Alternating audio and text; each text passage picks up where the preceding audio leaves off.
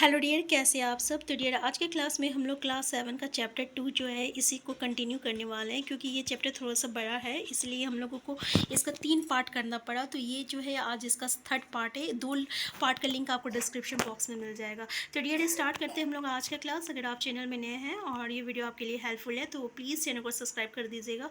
अगर आप Bihar state BPSC या किसी की भी या आप सीटेट की तैयारी कर रहे हैं तो उम्मीद करते हैं कि NCERT की बुक आपके लिए काफ़ी हेल्पफुल होगा। तो आज का हम लोग का टॉपिक स्टार्ट होता है आपका शुद्रांत में अवशोषण।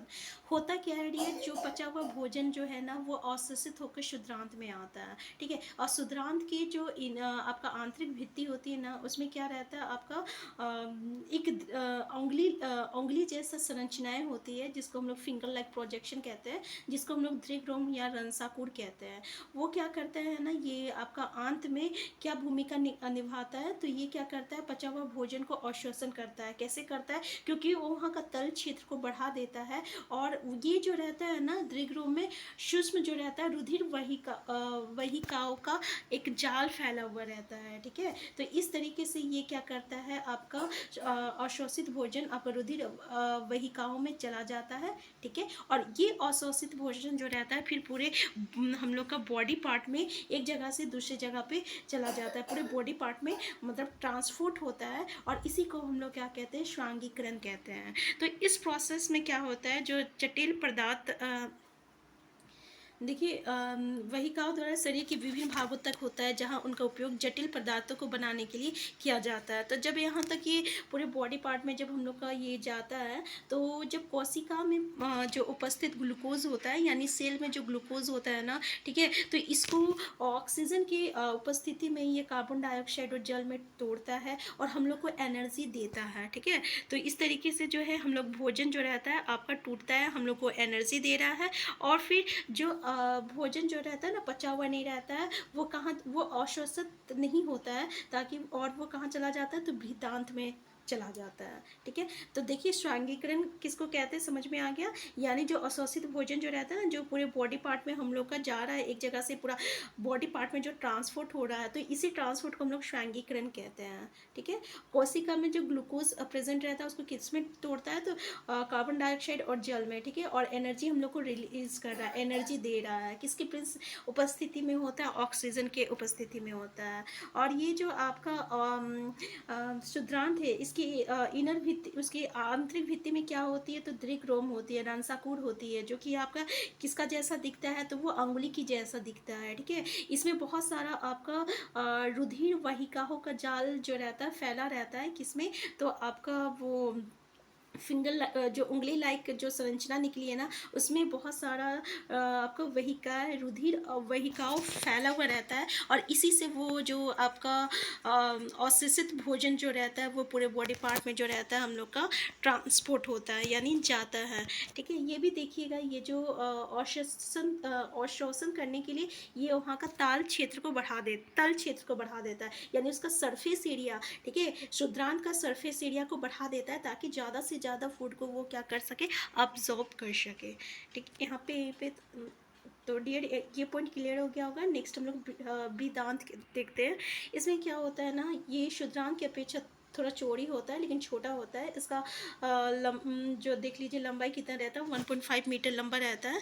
और इसका मुख्य कार्य क्या होता है ना, कि जो जल होता है उसके साथ अगर मान लीजिए जो पचा हुआ भोजन में कुछ ऐसी चीज़ है जो इसको फिर से वो पचाया, फिर से उसको मतलब ऑब्जॉर्व किया जा सकता है, यानी अवशोषण किया जाता है, तो उसको वो करता है। तो देखिए उसमें से जो आपको पचा हुआ भोजन है उसमें से जितना पानी को खींचना रहेगा ये ऑब्जॉर्व कर लेगा, जितना उसमें से फूड मटेरियल रहेगा उसको ये ऑब्जॉर्व कर लेगा। उसके बाद जो बचा हुआ रहता है ना, उसको वो मलासे से क्या करता है, निकाल देता है। ठीक है, और इस तरीके से हम लोग देख सकते हैं कि जो अर्ध ठोस मल रहता है, मल के रूप में जो रहता है, ये बाहर निकल जाता है। तो समय समय पर क्या होता है डियर, कि गुद्दा द्वारा ये जो है मल बाहर निकाल दिया जाता है, और इसी को हम लोग निष्कासन कहते हैं। अगर हिंदी में हम लोग इंग्लिश में बोले तो एक्सक्रीशन कहेंगे।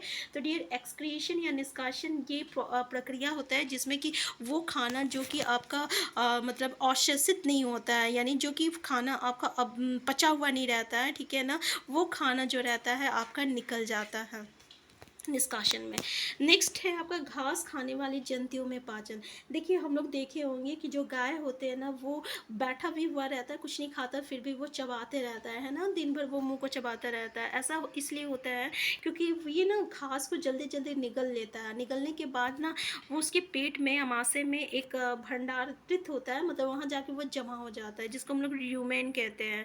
ये भाग को हम लोग क्या कहते हैं, र्यूमेन कहते हैं, यानी प्रथम अमाशय कहते हैं। रूमीमेट में अमाशय जो रहता है ना, ये 4 भाग में बांटा हुआ रहता है, याद रखिएगा रूमीमेट में। और र्यूमेन में भोजन का जो आंशिक पाचन होता है ना, जिसको हम लोग जुगाल कहते हैं, ठीक है। लेकिन परंतु बाद में क्या करता है, जंतु जो रहता है उसको मतलब वहाँ से निकालता है, फिर धीरे धीरे वो क्या करता है, उसको चबाता रहता है। और इस प्रक्रिया को हम लोग क्या कहते हैं, रोमंथन, ठीक है, रोमंथन कहते हैं, ठीक है, याद रखिएगा, जुगाली करना। और ऐसे जंतु को हम लोग क्या कहते हैं, रूमीमेंट अथवा रोमैंथी कहलाते हैं। तो रूमीमेंट और रोमैंथी समझ में आ गया क्या होता है। नेक्स्ट पॉइंट ये है कि घास में डियर सेलुलोज जो रहता है बहुत ही ज़्यादा मात्रा में रहता है। तो यहाँ से आप रूमीमेट, रोमैंथी, तो ये सब एक ही टर्म्स होता है, जिसमें होता क्या है ना कि गाय जो रहता है ना, वो भोजन को एक जगह जाके स्टोर कर देता है, और जब ये बैठा हुआ रहता है तो उसको वहाँ से वो निकालता है, निकाल के उसको वो क्या करता है, चबाता रहता है, ठीक है। और ऐसे ही एनिमल्स को हम लोग क्या कहते हैं, या ऐसे ही जानवर को हम लोग क्या कहते हैं, तो आपका रूमीमेट कहते हैं या रोमैंथी कहते हैं। और घास में सबसे ज़्यादा क्या रहता है, सेलुलोज रहता है, याद रखिएगा। ये सेलुलोज भी एक तरह का कार्बोहाइड्रेट है, जैसे ग्लूकोज है। लेकिन बहुत से जंतु जो रहता है या मानव जो रहता है, ये सेलुलोज का पाचन नहीं कर पाता है, ठीक है, याद रखिएगा। आपका घास में सेलुलोज रहता है, लेकिन बहुत सारे जंतु या मानव जो रहता है ना, ये आपका सेलुलोज का जो रहता है पाचन नहीं कर पाता है। पहले जानना चाहते हैं कि ये जंतु भोजन करते समय इसे भली भांति क्यों नहीं चबा पाते।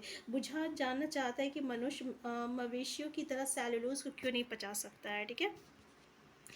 तो यहाँ पे देखते हैं रूमिमेंट्स में शुद्रांत और वृदांत के बीच जो रहता है ना, एक थैला जैसा एक संरचना, मतलब एक थैला जैसा रहता है, जिसे हम लोग अंतनाल कहते हैं। तो भोजन के सेलुलोज का पाचन जो रहता है ना, यहाँ पे कुछ जीवाणु द्वारा होता है, यानी कुछ बैक्टीरिया के द्वारा होता है वहाँ पे, जो मनुष्य के आहार नाल में अनुपस्थित रहता है, जो कि मनुष्य में नहीं रहता है। तो समझ में आ गया कि सेलुलोज जो रहता है ऐसे ही जानवर में क्यों पचता है, जबकि मनुष्य में नहीं पचता है। तो कारण यही है कि आपका रूमिमेट्स में क्या होता है, उसके विद्रांत में और शुद्रांत में एक थैलीनुमा स्ट्रक्चर रहता है, जहाँ पे आपका सेलुलोज को पचाने वाला बैक्टीरिया रहता है, जीवाणु रहता है, जो कि मनुष्य में नहीं रहता है। इसलिए जो रहता है आपका मनुष्य जो रहता है सेलुलोज को पचा नहीं सकता है, ठीक है। देखिए अब तक आपने उन जंतुओं के विषय में पढ़े जिसमें पाचन तंत्र रहता है। देखिए अभी तक हम लोग किसके बारे में पढ़े, तो ऐसे जानवर के बारे में पढ़े ना जिसमें पाचन तंत्र होता है। लेकिन अब हम ऐसे जानवर के बारे में पढ़ेंगे जिसमें पाचन तंत्र नहीं होता है। देखिए एमीबा जो रहता है ना, ये एक कोशिका रहता है, जिसको हम लोग यूनिसेलुलर ऑर्गेनिज्म कहते हैं। एक कोशिका मतलब होता है ऐसा जानवर या ऑर्गेनिज्म जो कि सिर्फ एक ही सेल से बना हुआ रहता है। अब देखिए इसमें एक ही सेल है, तो इसमें ना ही आपका एक्सक्रीशन ऑर्गन रहेगा, ना ही आपका मतलब कि इसमें जो भी प्रोसेस होगा ना, एक ही सेल में होता है, ठीक है। तो इसके अंदर जो रहता है ना, तो देख सकते हैं हम लोग यहाँ पे एक गोल संघन केंद्रक होता है कोशिका, ठीक है। और इसी में ये क्या करता है डियर, इसका एक प्रोसेस होता है। मान लीजिए कि इसको हम लोग खाद्य पदार्थ उसकी खाद्य थाली में फंस जाते हैं। देखिए इस एमोइबा में इस तरह का एक स्ट्रक्चर रहता है। जब भी ये कोई देखता है ना कि फूड इसके सामने आ रहा है, तो ये पता है क्या करेगा, इस तरीके से टूट जाता है। फिर ये फूड जैसे इसका अंदर इंटर होता है ना, अंदर जाता है ना, फिर से ये जुड़ जाता है। फिर ये फूड जाके एक जगह जाके स्टोर हो जाता है, जिसको हम लोग खाद्य धानी कहते हैं, में मतलब कि फंस जाता है, ठीक है। तो वहाँ चला जाता है, फिर वहाँ जाके क्या होता है कि वहाँ पे एक पाचक रस निकलता है, और ये पाचक रस जो रहता है ना, उस पर क्रिया करके उसको सरल पदार्थ में मतलब कि तोड़ता है, और फिर वो धीरे धीरे पूरे बॉडी पार्ट में उसका अवशोषित होता है।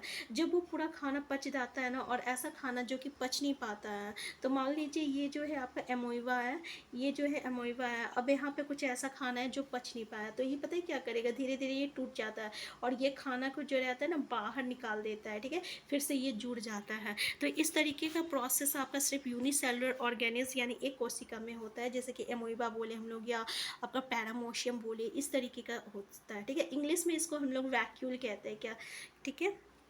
तो खैर इंग्लिश हम लोग को पढ़ना नहीं है, तो छोड़िए। तो यहाँ पे क्या है डियर, कि जैसे एमोइबा हो गया, पैरामोशियम हो गया, उस सब में ना इसी तरीके का पाचन होता है, क्योंकि ये जो है आपका एक कोशिका है, इसमें जितना भी प्रोसेस होता है एक ही सेल में होता है। तो डियर इस ये चैप्टर काफ़ी बड़ा था, इसलिए और बहुत सारे टर्म्स और ये भी था, ठीक है, तो इसलिए इसमें थोड़ा सा वक्त लग गया। लेकिन हम कोशिश करेंगे कि हम दो से ज़्यादा यानी एक चैप्टर को दो से ज़्यादा वीडियो में नहीं बनाएं। तो अगर आप चैनल में नए हैं डियर, और ये वीडियो आपके लिए हेल्पफुल है, तो प्लीज़ सबसे पहले चैनल को सब्सक्राइब कर दीजिएगा। और अगर आपको लगता है कि इसमें हमें किसी तरह का इम्प्रूवमेंट करना चाहिए या हमें थोड़ा सा स्लो करना चाहिए, तो प्लीज़ आप हमें कमेंट बॉक्स में भी बताइएगा। यहाँ पे हम जो है एक एक लाइन डियर हम आपको समझा दिए, ठीक है, लेकिन जो नोट्स देंगे ना उसमें हम आपका टर्म वर्ड जो रहेगा जैसे रहेगा, तो उसको हम अंडरलाइन करके हम आपको प्रोवाइड करेंगे। तो डियर हम फिर मिलते हैं, तब तक के लिए आप स्वस्थ रहिए, खुश रहिए, अपना ख्याल रखिए। Thank you.